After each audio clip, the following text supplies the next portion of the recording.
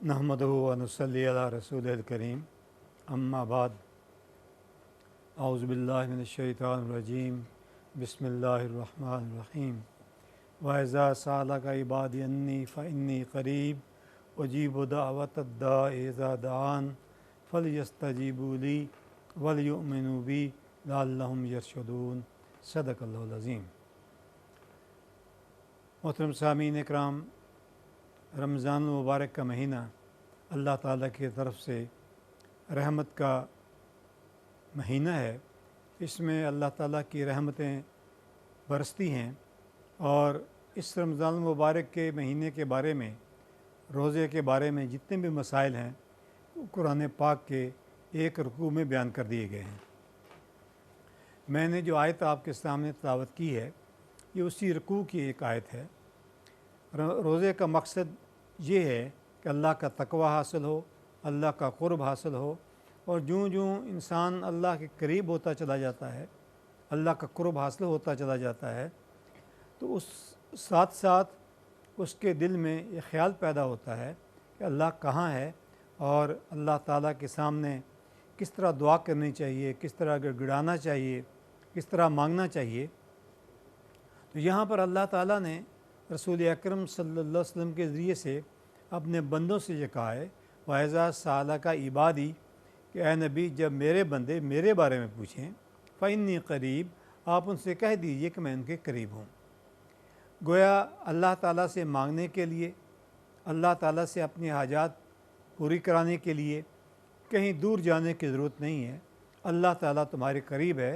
और कुरान पाक में एक और जगह पर अल्लाह का इरशाद है कि मैं इंसान की शहरक से भी करीब हूँ।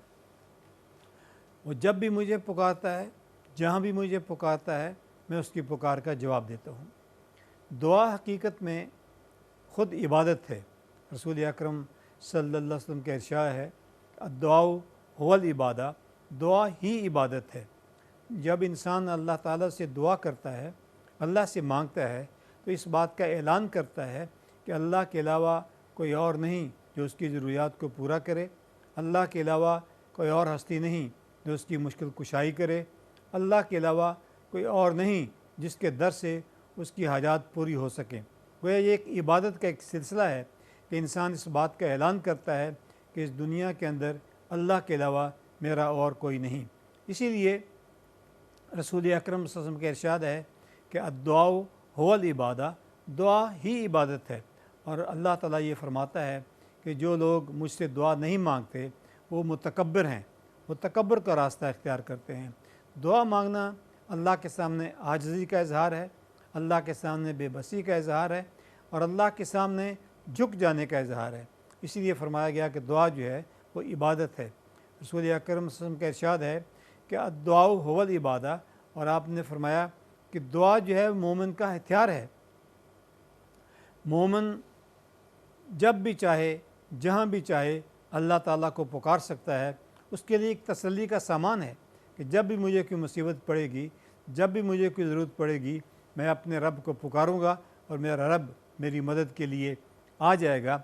इसलिए ना वो किसी से खौफ खाता है, ना वो किसी से डरता है, बल्कि जिस तरह के इंसान के पास अगर वो तन्हा सफ़र कर रहा हो, रात का अंधेरा हो और उसकी जेब में छोटा सा चाकू भी हो, तो इस बात पर मुतमिन होता है कि अगर मुझे कोई ख़तरा हुआ तो कम अज़ कम मेरे पास एक हथियार मौजूद है। इसलिए फरमाया कि दुआ जो है वो मोमिन का हथियार है। मोमिन के लिए इस हथियार इस तरह है कि वो तमाम मुश्किलात का मुकाबला करने के लिए, तमाम मुसीबतों को झेलने के लिए और अपनी ज़रूरियात को पूरा करने के लिए जब भी वो अल्लाह ताला को पुकारेगा, उसको इस बात का यकीन है कि अल्लाह ताला मेरी मदद को पहुँच जाएगा। इसलिए अल्लाह ताला के इरशाद है कि ये इनसे कह दीजिए कि जब भी मुझे ये पुकारेंगे, जहाँ भी मुझे ये पुकारेंगे, मैं इनकी पुकार का जवाब दूँगा। गोया दुआ करने के लिए कोई वक्त तय नहीं है, कोई माहौल तय नहीं है, कोई लिबास तय नहीं है, कोई ये भी तय नहीं है कि तुमने किस तरह मुँह करके दुआ करनी है, ये भी तय नहीं है कि तुमने बैठकर दुआ करनी है, खड़े होकर दुआ करनी है। जिस हालत में भी इंसान हो, जहाँ भी इंसान मौजूद हो, वो अपने रब को पुकार सकता है और उसका रब उसकी पुकार का जवाब देता है। दुआ के बारे में चंद बातें हमें अपने ज़हन में रखनी चाहिए कि दुआ قبولیت کی قبولیت کے لیے، دعا کی قبولیت کے لیے چند شرائط ہیں۔ اس میں سے پہلی شرط یہ ہے کہ انسان اللہ تعالیٰ کے سامنے اپنے گناہوں کا اعتراف کرے، توبہ کرے اور استغفار کرے اور پھر اللہ تعالیٰ سے دعا مانگے۔ دوسری شرط یہ ہے کہ انسان کو اس بات کا یقین ہو کہ جو دعا میں اللہ تعالیٰ سے کروں گا اس کو اللہ تعالیٰ قبول کرے گا۔ بے یقینی کی حالت میں کی گئی دعا وہ قبول نہیں ہوتی۔ جس طرح ایک مثال بھی ہے کہ مکے میں ایک دفعہ قحط پڑ گیا تو لوگوں نے یہ فیصلہ کیا کہ ہم مکے سے باہر نکل کر نماز استسقاء ادا کریں گے۔ تو جب لوگ باہر نکل رہے تھے تو ایک بچی ان کے ساتھ جا رہی تھی، راستے میں سے وہ پلٹ آئی اور لوگوں سے کہنے لگی کہ آپ رکیے، میں آتی ہوں۔ گھر سے چھتری لے کر گئی۔ لوگوں نے کہا کہ ابھی بارش تو ہوئی نہیں ہے، بادل تو نظر نہیں آ رہے، تم چھتری لے کر آ گئی ہو۔ اس نے کہا جب ہم اللہ سے دعا کریں گے تو دعا تو اللہ قبول کرے گا، بارش تو ہوگی۔ یہ جو یقین کی کیفیت ہے یہ ضروری ہے اللہ تعالیٰ سے دعا کرنے کے لیے۔ تذبذب کی کیفیت میں، شک و شبے کی کیفیت میں جو دعا کی جائے وہ قبول نہیں ہوتی۔ اور تیسری بات یہ ہے رزق حلال ہو۔ حرام کھا کر، کسی کا حق مار کر، کسی پر ظلم اور زیادتی کر کے دعا کی جائے اللہ تعالیٰ وہ دعا قبول نہیں کرتا۔ رسول اکرم صلی اللہ علیہ وسلم کا ارشاد ہے، ایک شخص بڑا لمبا سفر طے کر کے آتا ہے، اس نے کعبے کے دروازے کو پکڑا ہوا ہے، یا رب کہہ کر پکار رہا ہے، اس کی دعا کیسے قبول ہو؟ اس نے جو لباس پہنا ہوا ہے حرام کی کمائی کا ہے، اس کے رگوں میں جو خون دوڑ رہا ہے حرام کی غذا سے بنا ہے، اس کا جو جسم کا گوشت ہے وہ بھی حرام کی غذا سے پرورش پائی ہے، تو اللہ تعالیٰ اس کی دعا کیسے قبول کرے گا؟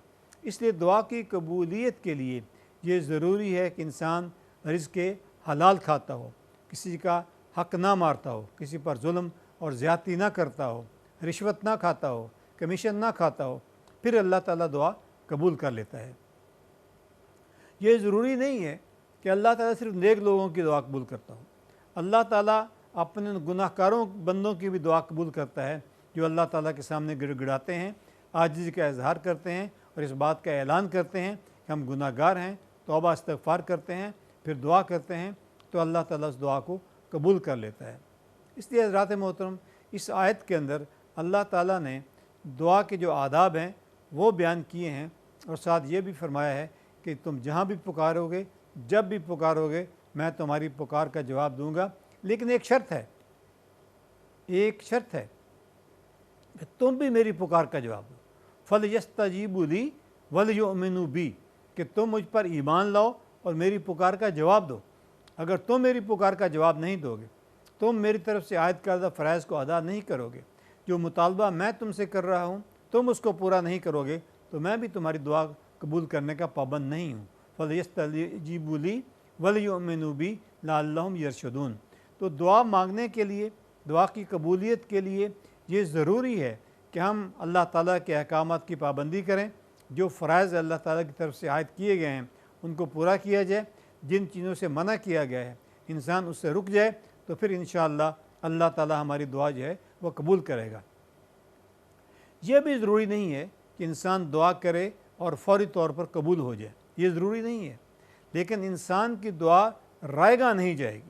ہو سکتا ہے کہ فوری طور پر دعا قبول نہ ہو اور جو کچھ اس نے مانگا ہے کچھ عرصے کے بعد اس کو مل جائے۔ یہ بھی ہو سکتا ہے کہ اس دنیا کے اندر اس کی دعا قبول نہ ہو لیکن اللہ تعالیٰ اس کو آخرت کے لیے ذخیرہ بنا دے۔ یہ بھی ہو سکتا ہے کہ انسان دعا کرے لیکن جو کچھ وہ مانگ رہا ہو وہ اس کو نہ ملے، لیکن اس دعا کی وجہ سے اللہ تعالیٰ اس کے اوپر سے آنے والی کسی مصیبت کو ٹال دے، کسی بیماری کو ٹال دے، کوئی مشکل اس کے پاس اوپر آنے والی تھی، اس نے اللہ سے دعا مانگی، دعا اس کی قبول تو نہیں ہوئی لیکن اللہ تعالیٰ نے اس مشکل کو ٹال دیا۔ یہ بھی دعا کی قبولیت کا ایک طریقہ ہے کہ اللہ تعالیٰ جب دعا قبول کرنے پر آتا ہے تو ضروری نہیں کہ دنیا میں اس کی ہر دعا قبول ہو جائے۔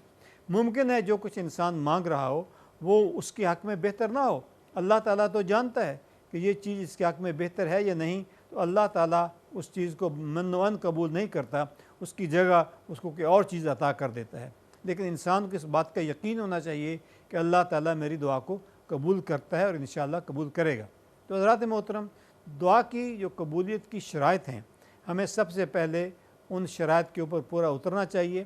پھر اللہ تعالیٰ سے دعا کرنی چاہیے، جس طرح اس آیت کے اندر فرمایا گیا کہ وَإِذَا سَأَلَكَ عِبَادِي أَنِّي فَإِنِّي قَرِيبٌ أُجِيبُ دَعْوَةَ الدَّاعِ إِذَا دَعَانِ فَلْيَسْتَجِيبُوا لِي وَلْيُؤْمِنُوا بِي لَعَلَّهُمْ يَرْشُدُونَ، کہ اللہ تعالیٰ انسان کے قریب ہے، جب بھی وہ پکارے گا اللہ تعالیٰ اس کی پکار کا جواب دے گا۔ اللہ سے دعا ہے کہ ہمیں اس کے اوپر عمل کرنے کی توفیق عطا فرمائے۔